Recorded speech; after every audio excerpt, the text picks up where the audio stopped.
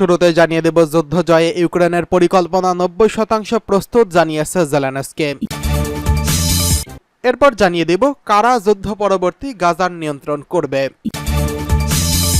এছাড়া রয়েছে হিজাব নিয়ে নতুন সিদ্ধান্ত নিল ইরান। সর্বশেষ জানিয়ে দেব দিল্লির নতুন মুখ্যমন্ত্রীর নাম ঘোষণা করল আম আদমি পার্টি। যুদ্ধ জয়ে ইউক্রেনের পরিকল্পনা 90% প্রস্তুত বলছেন ভ্লাদিমির জেলেনস্কি। রাশিয়ার বিরুদ্ধে ইউক্রেনের যুদ্ধ জয়ের পরিকল্পনা 90% কাজ শেষ হয়ে গেছে। আগামী সপ্তাহে দেশটির মিত্রদের কাছে উপস্থাপনের জন্য তা প্রস্তুত। ইউক্রেনের রাষ্ট্রপতি ভ্লাদিমির জেলেনস্কি সোমবার এই কথা বলেছেন। মঙ্গলবার 17 সেপ্টেম্বর আনাদোলু এজেন্সির এক প্রতিবেদনে এই তথ্য নিশ্চিত করা হয়। জেলেনস্কি এক্সের এক ভিডিও বার্তা শেয়ার করেছেন। সেখানে তিনি বলেছেন, সারাদিন ধরে আমরা ইউক্রেনীয়দের বিজয় পরিকল্পনা প্রস্তুত করার জন্য বিভিন্ন মিটিং করেছি। প্রতিটি পয়েন্ট বাস্তব উপাদানে পূর্ণ ছিল। আলোচনায় সামরিক, রাজনৈতিক, কূটনৈতিক এবং অর্থনৈতিক বিষয় ভেবে দেখা হয়েছে। প্রতিটি ক্ষেত্রের মূল ব্যক্তি ও অংশীজন এবং পরিকল্পনায় জড়িত হয়েছেন। ইউক্রেনের জন্য প্রয়োজনীয় পদক্ষেপগুলো ইতিমধ্যেই স্পষ্টভাবে সংজ্ঞায়িত করা হয়েছে। পদক্ষেপগুলো ইউক্রেনের শান্তি প্রতিষ্ঠার জন্য সবচেয়ে শক্তিশালী সম্ভাব্য অবস্থান এনে দেবে। তিনি আরও বলেন, প্রতিটি অভিযানের জন্য আমাদের কাছে কর্মপরিকল্পনার একটি সুস্পষ্ট তালিকা রয়েছে। ঠিক কি কি প্রয়োজন এবং কি আমাদের প্রচেষ্টায় শক্তিশালী করবে তা এই পরিকল্পনায় যুক্ত করা হয়েছে। 90% যুদ্ধ জয়ের প্রস্তুতি শেষ। এর আওতায় পদক্ষেপগুলো ব্যর্থ হওয়া অসম্ভব।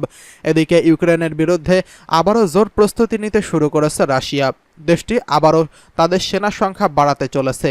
এই নিয়ে যুদ্ধের মধ্যে তৃতীয়বারের মতো সেনা বাড়াতে যাচ্ছে দেশটি।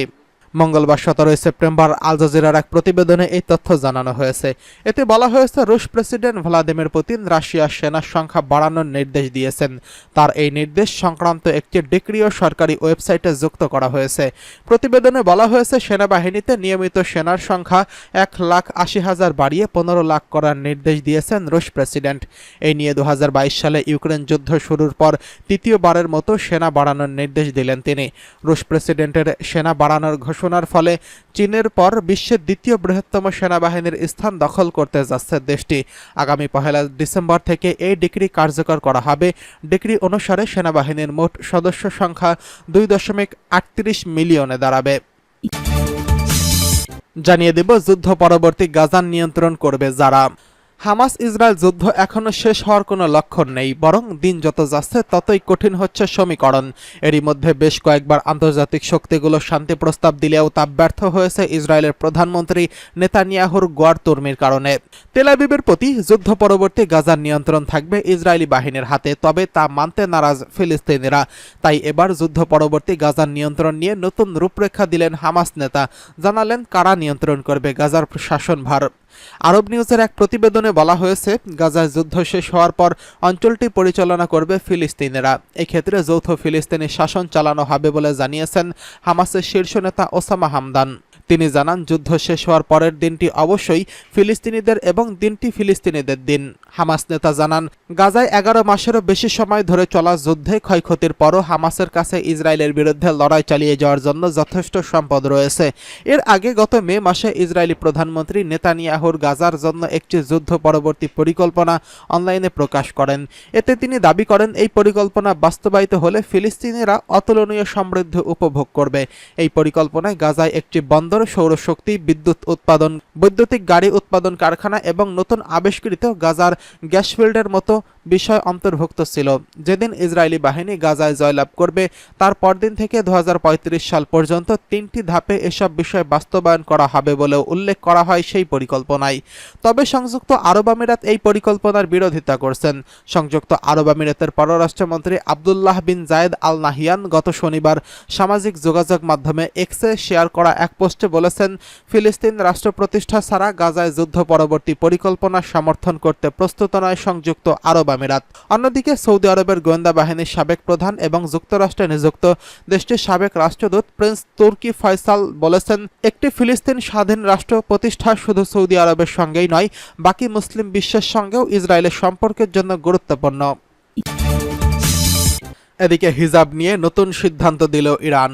মধ্যপ্রাচ্যের অন্যতম পরাশক্তি ইরান সাম্প্রতিক সময়ে ইসরায়েলের হামলা ও সামরিক নানা কারণে দেশটির নাম উঠে আসছে আলোচনার টেবিলে।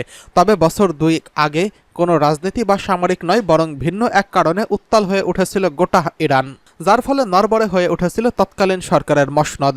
সেই সময় কুর্দি তরুণী মশা আমিনির মৃত্যুকে কেন্দ্র করে রাস্তায় নেমে আসে ইরানের লাখ লাখ জনতা। ইরানের আইন অনুযায়ী হিজাব না পরার কারণে তাকে গ্রেফতার এবং নির্যাতন করার এবং হত্যার অভিযোগ আনা হয় দেশটির নীতি পুলিশের বিরুদ্ধে। এবার হয়তো সেই দৃশ্য পাল্টানোর আভাস এসেছে। বলা হচ্ছে, স্থানীয় আইন অনুযায়ী বাধ্যতামূলক হিজাব না পরার কারণে আর কাউকে হেনস্থা করবে না নীতি পুলিশ।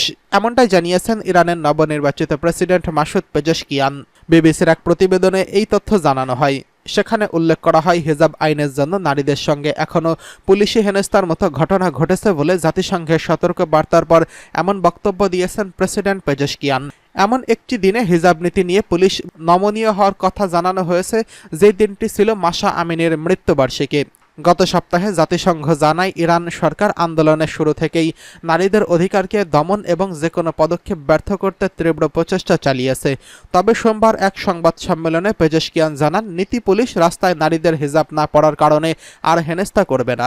এদিন একজন নারী সাংবাদিক রাস্তায় পুলিশের সাক্ষাৎ এড়াতে ভিন্ন পথ অবলম্বন করে পেজেশকিয়ানের সংবাদ সম্মেলনে উপস্থিত হন।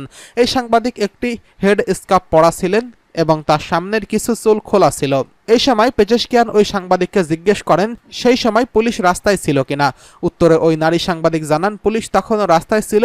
পাল্টা জবাবে পেজেশকিয়ান বলেন, নীতি পুলিশের সদস্যরা নারীদের মুখোমুখি হওয়ার কথা না। ভবিষ্যতে এমন ঘটনা যাতে না ঘটে তা তিনি পর্যবেক্ষণ করবে বলেও জানিয়েছেন ইরানি প্রেসিডেন্ট।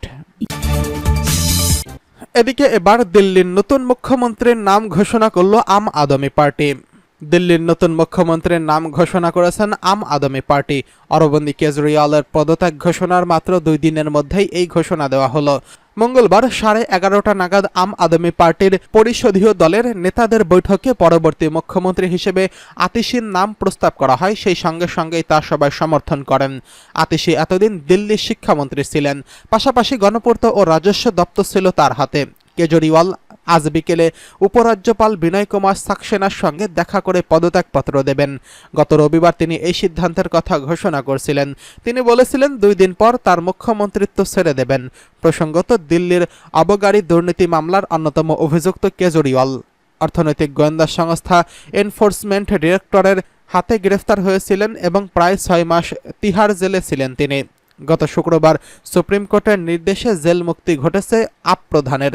তারপরই গত রবিবার মুখ্যমন্ত্রীর পদ থেকে পদত্যাগ করার কথা জানান অরবিন্দ কেজরিওয়াল।